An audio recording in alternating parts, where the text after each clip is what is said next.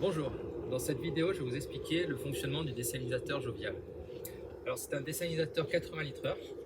Les éléments choisis sont les plus simples possibles afin de vous permettre d'avoir un appareil avec une fiabilité optimale et surtout un rapport qualité-prix imbattable.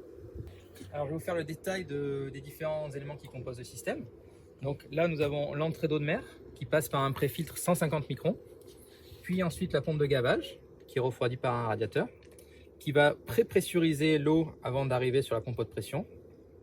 Donc en sortie, elle va passer par les deux filtres 20 microns et 5 microns.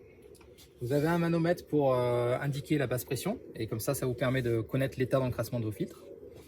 Cette eau-là va être envoyée dans la pompe de pression, et la pompe de pression, l'eau sous pression, pardon, va arriver dans la membrane. Donc ça c'est un raccord de connexion rapide qui s'adapte sur les Karcher du marché. Vous avez là une soupape de sécurité qui permet d'éviter, en cas de fausse manipulation, de détériorer la membrane ou d'exploser le système. Donc le porte-membrane avec la membrane à l'intérieur. En sortie de cette membrane, vous avez d'un côté de l'eau saumâtre, donc de l'eau plus salée que l'eau de mer, et de l'autre côté l'eau douce. L'eau saumâtre va arriver donc sur le panneau de contrôle des portées, au bout d'un tuyau de 1,2 m de long.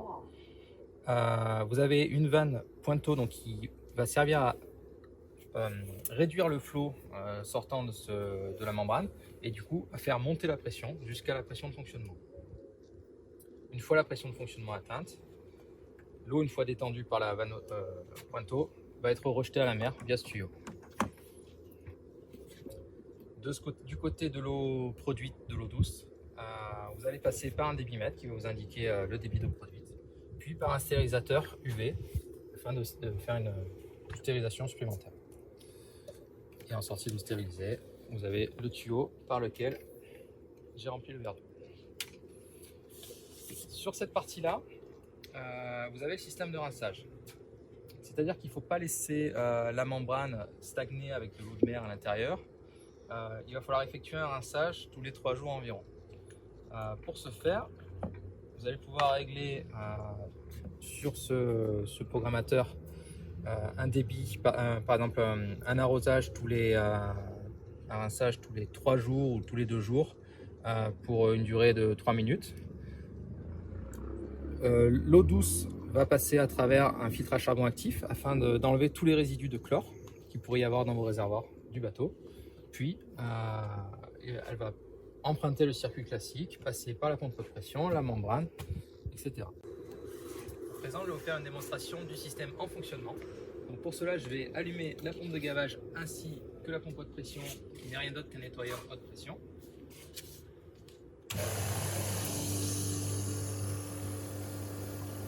Donc là, on s'aperçoit sur le manomètre basse pression qu'on est à 3 bars, les 3 bars qui sont donnés par la pompe de gavage. À présent, je vais restreindre le flux d'eau en sortie de la membrane afin de faire monter la pression dans la membrane jusqu'à la pression de fonctionnement de 55 bars.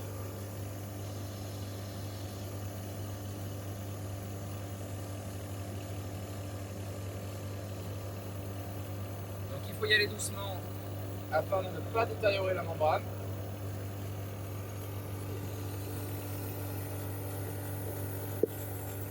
Voilà, nous sommes à 40 bars.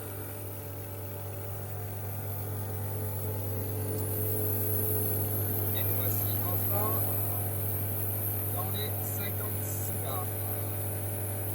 On s'aperçoit sur le débitmètre que l'eau douce produite est en train d'arriver avec un débit dans les 80 litres. L'eau douce sort par ce petit tuyau. Voilà, donc ça c'est l'eau douce produite en sortie de la membrane. Donc on va tester sa salinité.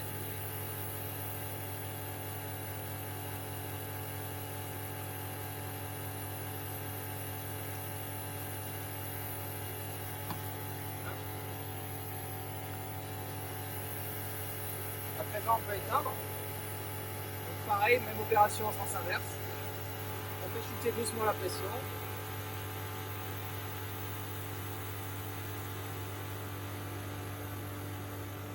Et une fois la haute pression à 0, on peut éteindre.